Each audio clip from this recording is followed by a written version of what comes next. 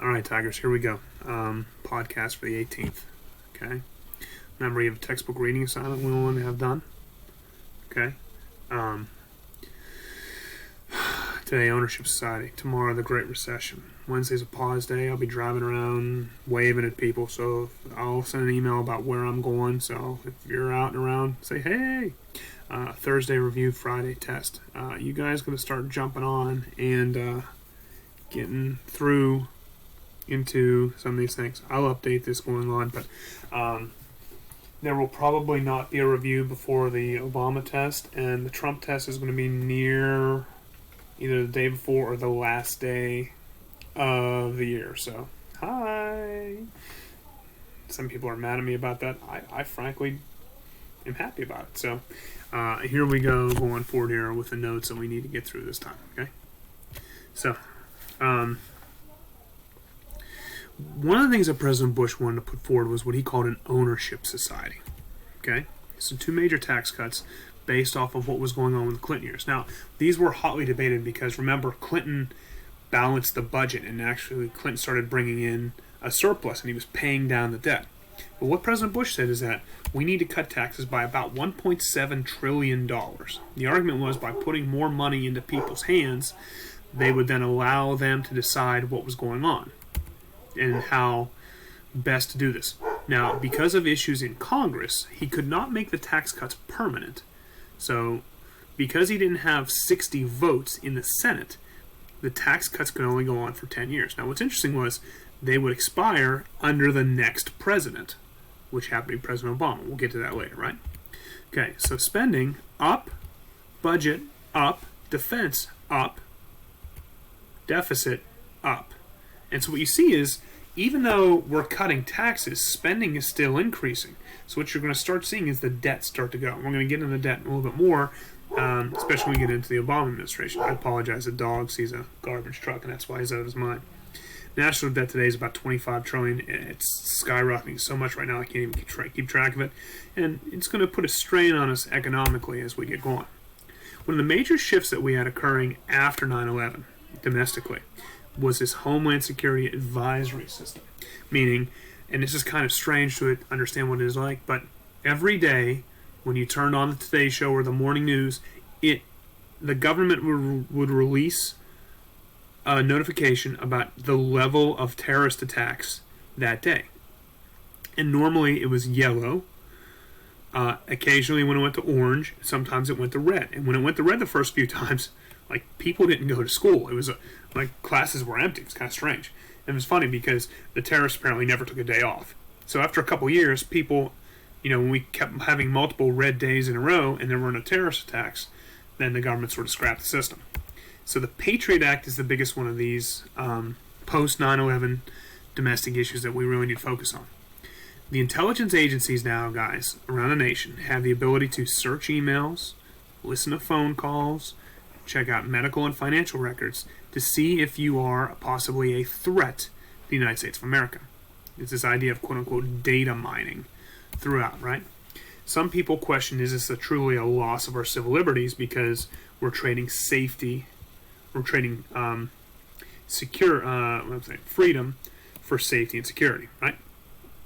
Homeland Security came in because of the disagreement between the CIA and the FBI and other issues at the time.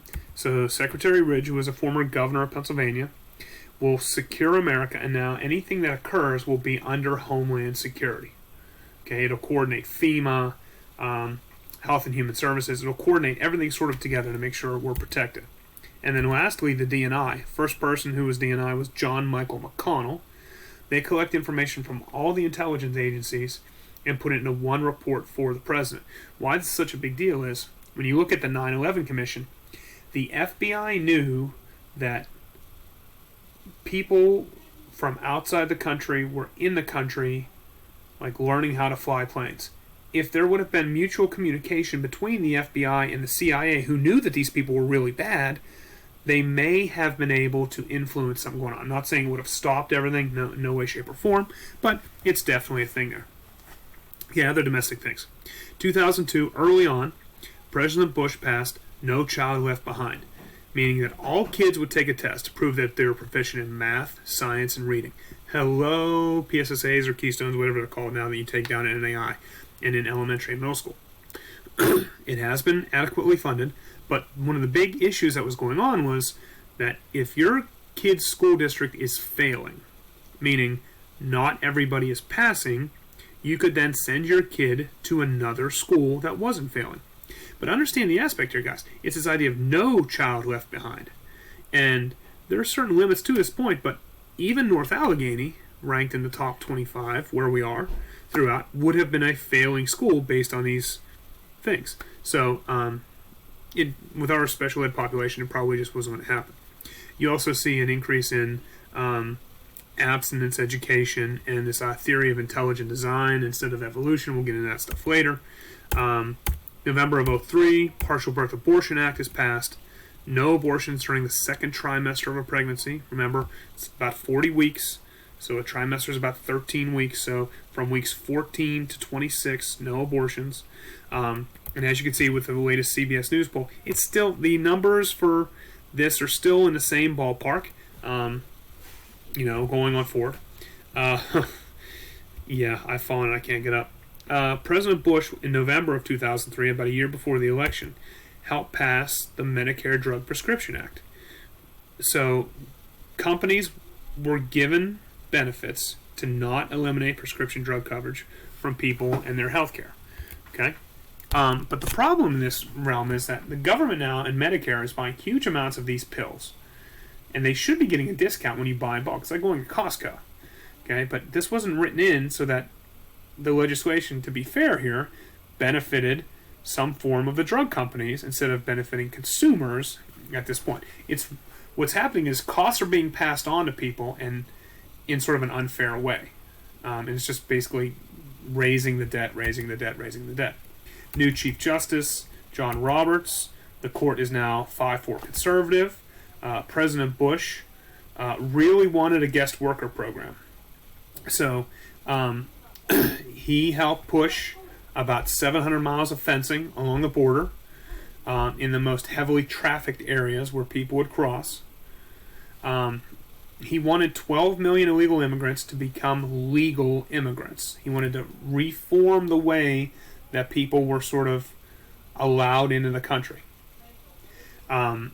This was shot down by Congress, and you know that we've had immigration issues discussions up until that point. We withdrew from the Kyoto protocols, which said that we would lower the amount of greenhouse gases. As of right now, or at that point, the United States and Afghanistan were the only two that had not signed the deal. Second term, President Bush really wanted this idea of privatization.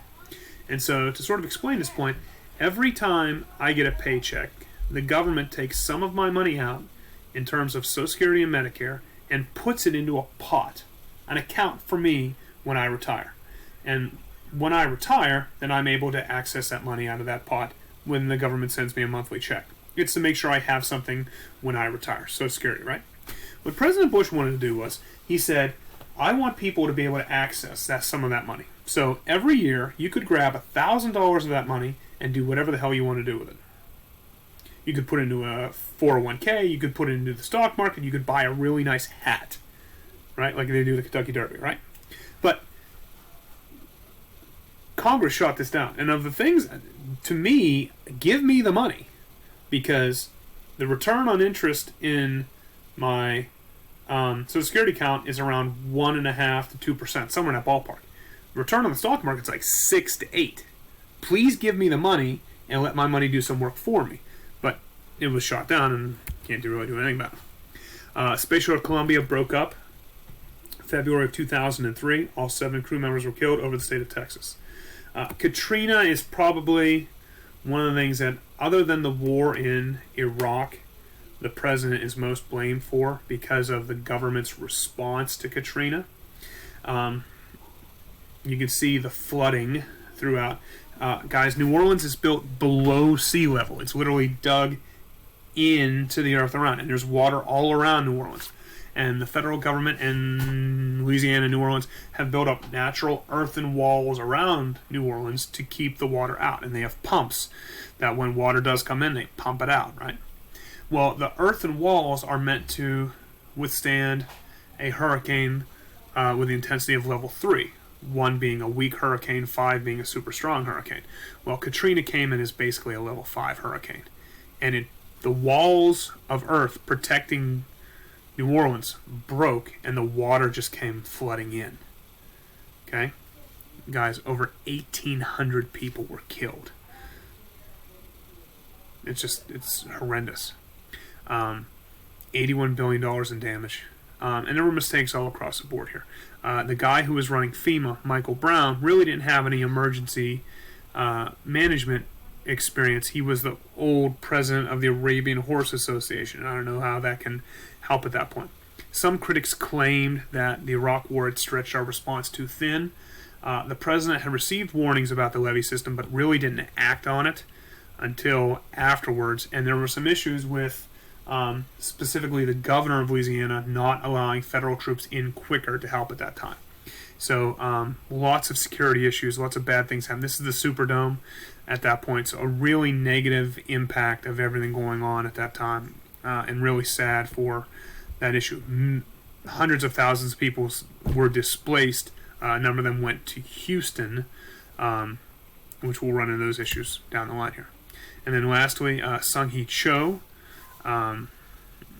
domestic terrorist attack in Virginia Tech, 2007, 32 dead, 25 wounded more at that time. So some bad issues going on.